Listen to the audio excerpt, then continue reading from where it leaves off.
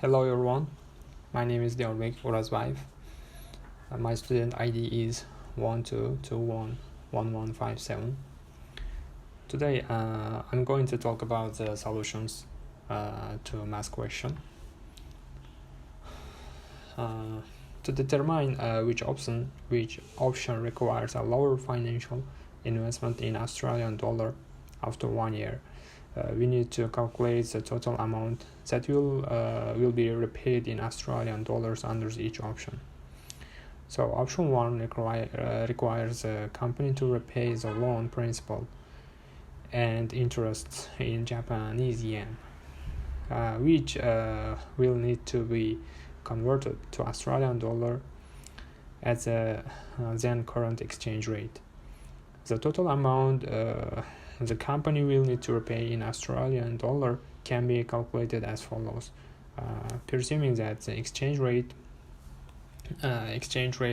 does not change. The solution is here, as you can see, and the company will need to borrow equivalent of purchase price in Australian dollar at the current exchange rate and repay it with interest in Australian dollars under the option 2. The total amount the company will need to repay can be calculated as follows in Australian dollars. There is a solution too. Therefore, the based exclusively on the required Australian dollar financially expenditure after 1 year. Option 2 is the best way. Option 2 is the best option for the company. However, the company will need to consider additional factors before making this financial decision. These criteria include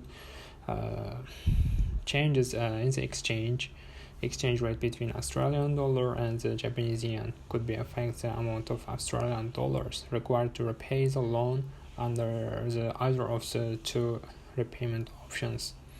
The company must consider hedging strategies in order to mitigate this risk.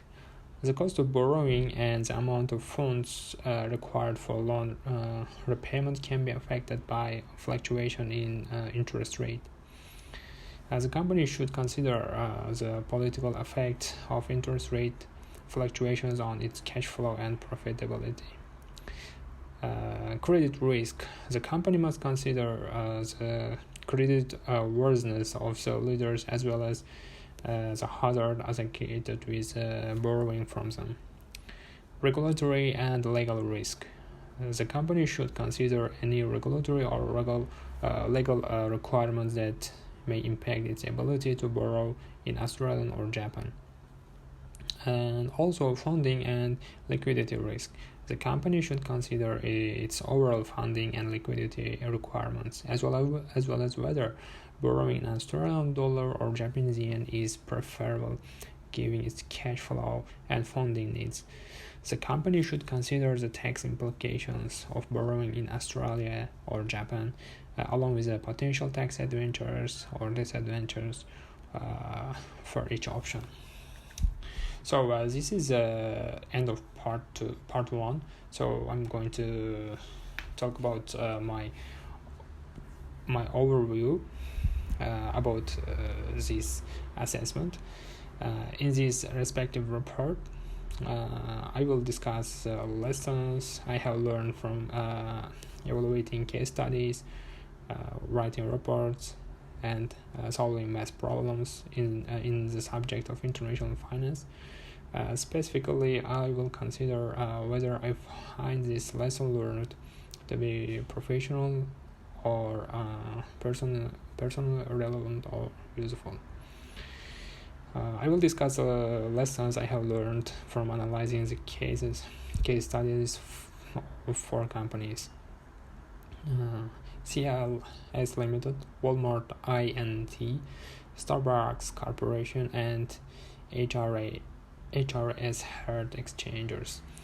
These case studies provide valuable insights into the global business world, and I found the lesson learned from them to be acceptable and useful from both potential and personal standpoint.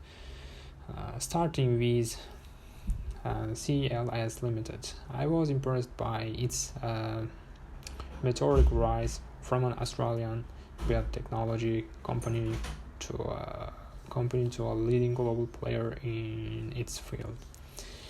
Several factors contribute to company's success, including its strong research and development capabilities, successful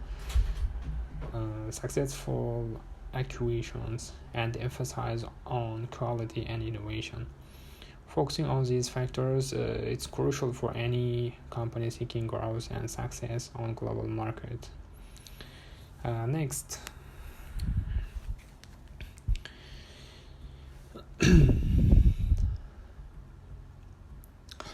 evaluated Walmart Inc., whose global expansions have included both success and failures. I learned that even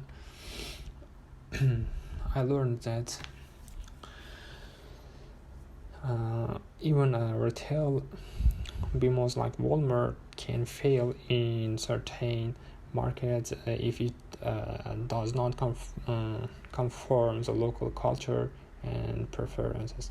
I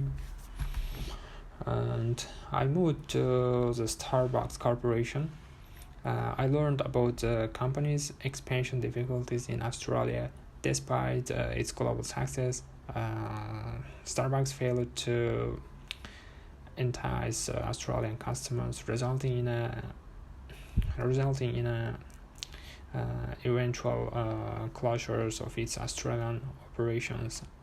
Understanding the local market and adapting to its specific inclinations, it is crucial for success of any company, even well-known global brand like Starbucks. And moreover, there is a reference, and moreover, math has enhanced my analytical and problem solving skills. It is long taught me how to identify and calculate the associated risk and returns of various investment opportunities. These skills are extremely acceptable to field of finance and will useful to me in the future professional endeavors. So from my personal and professional standpoint, I found this lesson learned in international finance to be highly relevant and useful. As a student of finance, I intend to pursue and vocation in the finance following graduation. Therefore, the knowledge and skills I acquired in this subject will be invaluable to me in my professional life. From my point of view, the lesson learned have helped me to understand the complexity of the global financial market and how they affect individuals, business, and nations. I can now make informed judgments about my personal investments and understand the impact of economic policies and events on my finance. Thank you so much for your attention.